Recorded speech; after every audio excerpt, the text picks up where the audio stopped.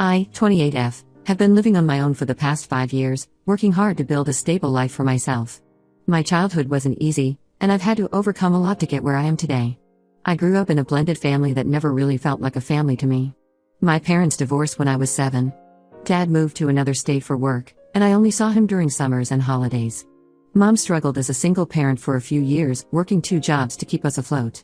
When I was 10, she met Marcus, 52M, at a community fundraiser. They hit it off immediately, and within a year, they were married. Marcus already had 2 kids from his previous marriage, Ethan, 30M, and Lily, 26F. Their mom had passed away when they were young, so they lived with Marcus full-time. I was excited at first, thinking I'd have a new dad and siblings. But things didn't turn out as I'd hoped. From the beginning, it was clear that Ethan was the golden child in Marcus's eyes. He was a star athlete in high school, always bringing home trophies and making Marcus beam with pride. Lily and I got along well, but she was quieter and often faded into the background. My mom tried to balance things out, but she often ended up siding with Marcus to keep the peace. I remember one Christmas when I was 14. I had asked for a laptop for school, while Ethan wanted the latest gaming console. Come Christmas morning, Ethan got his console, and I got a refurbished desktop computer that could barely run the software I needed for my classes. When I expressed my disappointment, Mom just said, "We'll upgrade it soon, honey," but that never happened. As we grew older, the preferential treatment became more apparent. Ethan got driving lessons and a car for his 16th birthday. When my 16th came around, I was told I could use Mom's old car if I needed it. For prom, Ethan got a designer tux and limo rental. I had to buy a second-hand dress and carpool with friends.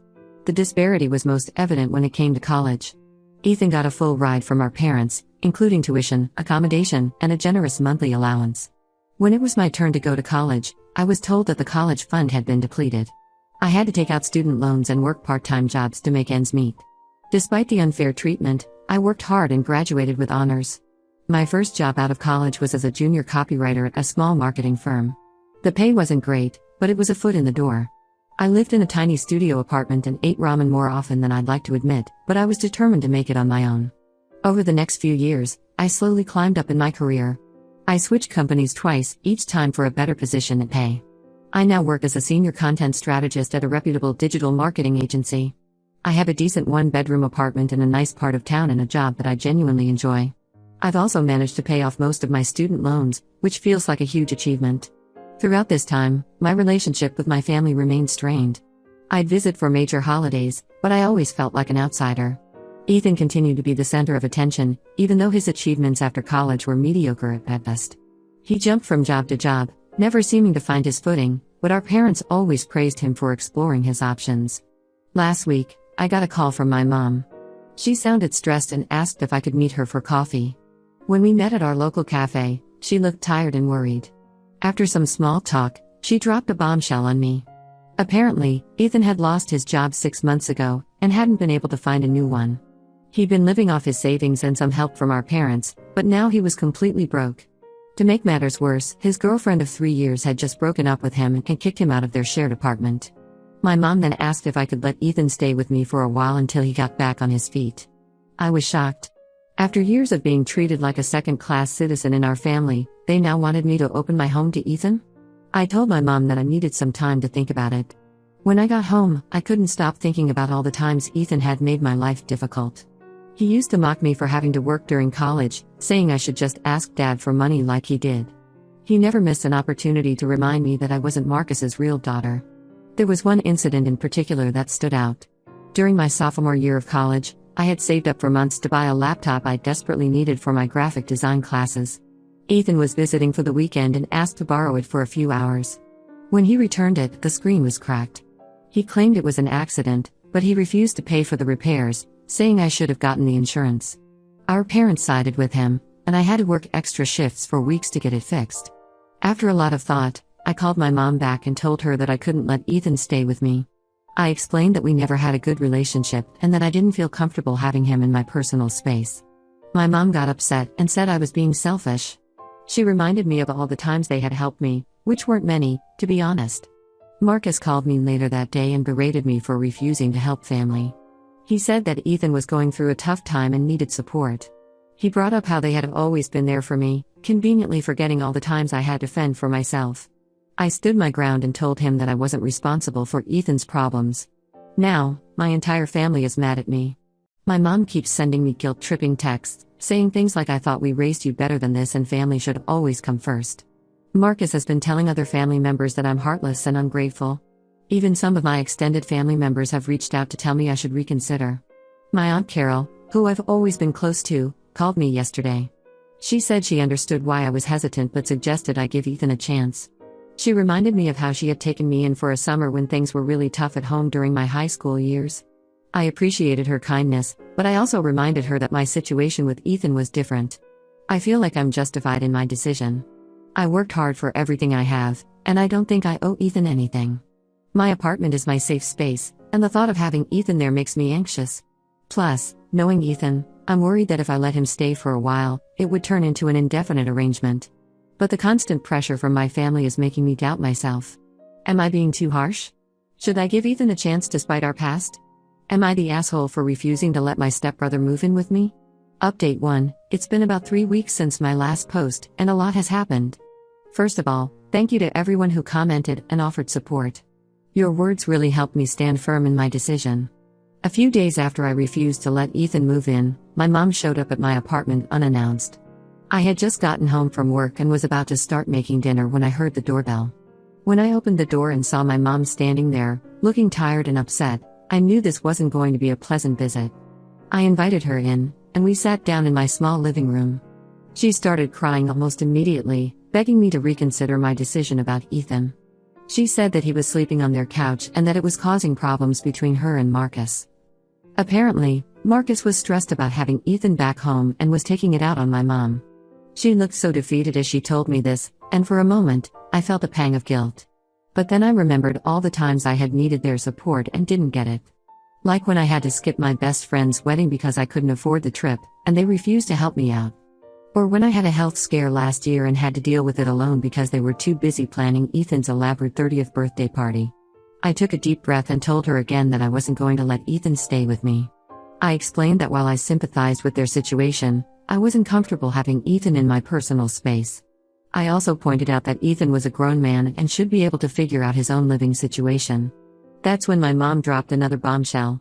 She confessed that the reason they were so desperate for me to take Ethan in was that Marcus had lost his job too. Apparently, the company he worked for had been downsizing, and Marcus was one of the employees let go. They were struggling financially and couldn't afford to support Ethan anymore. I was shocked. I asked my mom why they hadn't told me about Marcus losing his job before. She said they were embarrassed and didn't want me to worry. She also admitted that they had hoped Ethan would find a job quickly and move out, but that hadn't happened. I felt a mix of emotions, anger at being kept in the dark, sympathy for their situation, but also frustration that they still expected me to solve their problems. It was like being a teenager again, watching them bend over backwards to help Ethan while expecting me to just figure things out on my own. I told my mom that while I was sorry about their situation, it didn't change my decision. I suggested that Ethan could look for a roommate or a cheaper place to rent. I also recommended some job search websites and local employment agencies that might be able to help both Ethan and Marcus. I even offered to help Ethan update his resume if he wanted, thinking maybe this could be a way to help without having to let him move in. My mom left feeling dejected, but I felt like I had made the right choice. However, the drama didn't end there. A few days later, I got a call from Ethan himself. It was the first time we had spoken directly in years. The last time we had a real conversation was at our grandmother's funeral 2 years ago, and even then, it was just awkward small talk. Ethan started off by apologizing for how he had treated me in the past. He said he realized how unfair it had been and that he was truly sorry. He talked about how losing his job and going through a breakup had made him reevaluate his life. For a moment, I felt a glimmer of hope that maybe we could start to mend our relationship. But then Ethan's true colors showed. He said that since he had apologized, I should let him move in with me. He even had the audacity to say that I owed him for all the times he had protected me in high school, which never happened, by the way. When I refused again, he got angry and started yelling at me over the phone. He called me selfish and ungrateful, saying that I had always been jealous of him and that I was enjoying seeing him struggle. I hung up on him mid-rant. It was clear that his apology wasn't sincere and that he was just trying to manipulate me. This incident only reinforced my decision to keep my distance from him. The family pressure has intensified since then. My Aunt Carol, who had initially been understanding, called me again to say that I should be more compassionate because family is family. My younger cousin messaged me on Facebook, saying I was being mean to Ethan and that I should remember all the good times we had growing up, which were few and far between, to be honest. Even my dad, who usually stays out of family drama, called me. He said that while he understood my position, he thought I should consider helping Ethan out, if not by letting him move in, then maybe by lending him some money. I was hurt that even my dad, who knew how I had struggled, was asking me to help Ethan. It seems like the whole family has taken sides, and most of them are not on mine. I've been getting passive-aggressive comments on my social media posts, and family members have been coincidentally running into me around town to talk about the situation. Despite all this, I'm staying firm in my decision. I've decided to take a break from social media and have limited contact with my family for now. It's not easy, but I know it's necessary for my mental health. I'm focusing on my work and my own life. I've started volunteering at a local animal shelter on weekends, which has been a great way to de-stress and meet new people outside of my family drama. I'm also considering adopting a cat, something I've always wanted to do but couldn't because Ethan is allergic and it might have prevented him from visiting, not that he ever did it anyway. I'll update again if anything significant happens. Thanks again for all your support. It means a lot to know that there are people out there who understand and support my decision. Update 2. It's been about 2 months since my last update, and things have taken an unexpected turn. About 3 weeks ago, I ran into my stepsister, Lily, 26F, at a coffee shop. Lily is Marcus's daughter from his first marriage, but unlike Ethan, she and I always got along well. We weren't super close growing up, but we understood each other. She was often overlooked in favor of Ethan, much like me. Lily moved to another state for work a few years ago, so we hadn't seen each other in a while. When I saw her at the coffee shop, it was a pleasant surprise. We decided to catch up over coffee, and that's when I learned some shocking information. Lily told me that Ethan had been lying about his job situation. He hadn't lost his job 6 months ago as he claimed. In reality, he had quit his job almost a year ago because he thought he could make it big as a day trader. Apparently, he had attended some get-rich-quick seminar and was convinced he could make millions by trading stocks. Ethan had blown through his savings trying to get rich quick in the stock market. When he ran out of money, he started borrowing from our parents, telling them he was just going through a rough patch while job hunting. Lily found out because Ethan had tried to borrow money from her too, but she refused. I was furious when I heard this. All this time, my family had been pressuring me to help Ethan, and it turns out he had created this situation himself through his own poor decisions. I felt betrayed and manipulated. Lily also shared that she had tried to talk to our parents about Ethan's behavior, but they wouldn't listen. They kept making excuses for him, saying he was just going through a phase and would figure things out eventually. I decided to confront my parents with this information. I called them and asked if we could meet. When we did, I told them everything Lily had told me. To my surprise, they already knew most of it. They admitted that they had found out about Ethan's day trading fiasco a few weeks after I refused to let him stay with me. I asked them why they hadn't told me the truth. My mom broke down crying, saying they were ashamed. She said they had hoped Ethan would turn things around and they wouldn't have to tell anyone about his mistakes. Marcus, on the other hand, tried to defend Ethan, saying he was just trying to better himself and that his intentions were good. This led to a heated argument between us. I told them how hurt I was that they had lied to me and tried to manipulate me into taking care of Ethan. I pointed out how unfair it was that they always expected me to be the responsible one while enabling Ethan's bad behavior. I brought up all the times they had let me struggle on my own while bailing Ethan out of his problems. I reminded them of how I had to work multiple jobs to pay for college while Ethan got a free ride. I talked about how I had to figure out how to afford my first apartment on my own while they helped Ethan with his rent whenever he was short. The conversation ended with me telling them that I needed some time away from the family to process everything. I've decided to go low contact with them for now. It's not easy, especially with my mom constantly trying to reach out, but I know it's necessary for my mental health. As for Ethan, I heard through Lily that he's finally gotten a job at a local supermarket. It's not much, but at least he's working. He's still living with our parents, but apparently, they've given him an ultimatum to find his own place within the next 3 months. Part of me hopes this will be the wake-up call he needs, but another part of me is skeptical that anything will really change. This whole situation has been a wake-up call for me about the dynamics in our family. I'm starting to realize that I need to set stronger boundaries. I'm considering seeing a counselor to help me navigate these family issues and to work on building a healthier relationship with myself. I'm grateful for Lily for being honest with me. We've been talking more regularly now, and it's nice to have at least one family member I can trust. We're planning to meet up for dinner next week to catch up properly. I'll update again if there are any more developments. Thank you all for your continued support. Update 3. It's been about 6 months since my last update, and I wanted to share some final thoughts on this situation. After going low contact with my family, I focused on my own personal growth. I started seeing a counselor, as I mentioned in my last update, and it's been incredibly helpful. We've been working on setting healthy boundaries and dealing with the lingering effects of my childhood experiences. It's been a challenging process, but I'm starting to feel more confident in my decisions and less guilty about prioritizing my own well-being. About 2 months ago, my mom reached out to me. She left a voicemail asking if we could meet and talk. I was hesitant at first, but after discussing it with my counselor, I decided to give it a chance. We met at a neutral location, a park near my apartment. To my surprise, my mom came alone, without Marcus. She apologized for how they had handled the situation with Ethan and for not being more supportive of me over the years. We had a long, honest conversation about our family dynamics. It was difficult, but also cathartic. She admitted that they had always expected more from me because I seemed more capable, which wasn't fair. She also acknowledged that they had enabled Ethan's behavior for far too long. While we're not completely okay, we're slowly rebuilding our relationship. We've started having weekly phone calls, and she's making an effort to ask about my life and interests without bringing up Ethan or family drama. It's a small step, but it feels like progress. Marcus, on the other hand, has remained distant.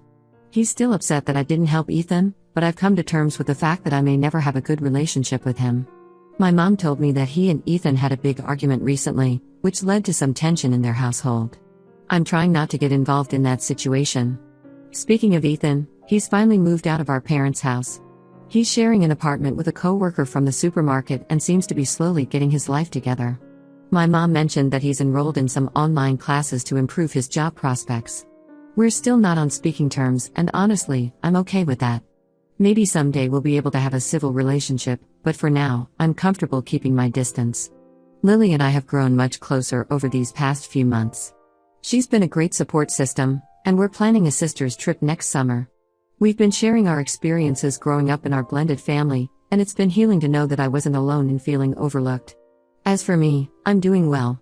I've gotten a promotion at work to team lead, which comes with more responsibilities but also a nice pay raise. I've started taking photography classes in my free time, something I've always wanted to do but never had the time or money for before. I adopted that cat I mentioned in my last update, a sweet tabby named Milo who's become my constant companion. I'm learning to prioritize my own well-being and happiness. I've started saying no more often to things I don't want to do, and I'm surrounding myself with positive people who support and encourage me. This whole experience has taught me a lot about standing up for myself and not letting others' expectations dictate my life. It wasn't easy, but I'm proud of myself for holding my ground. I've realized that sometimes, the healthiest thing you can do for yourself is to create some distance from toxic family dynamics. I'm not sure what the future holds for my relationship with my family. I'm taking it one day at a time, setting boundaries where needed, and allowing myself to hope for better days ahead. But more importantly, I'm focusing on building a life that makes me happy, surrounded by people who truly care about me. Thank you to everyone who supported me throughout this journey. Your advice and encouragement meant more than you know. To anyone out there dealing with similar family issues, remember that it's okay to prioritize your own well-being. You're not responsible for fixing other people's problems, especially at the cost of your own mental health.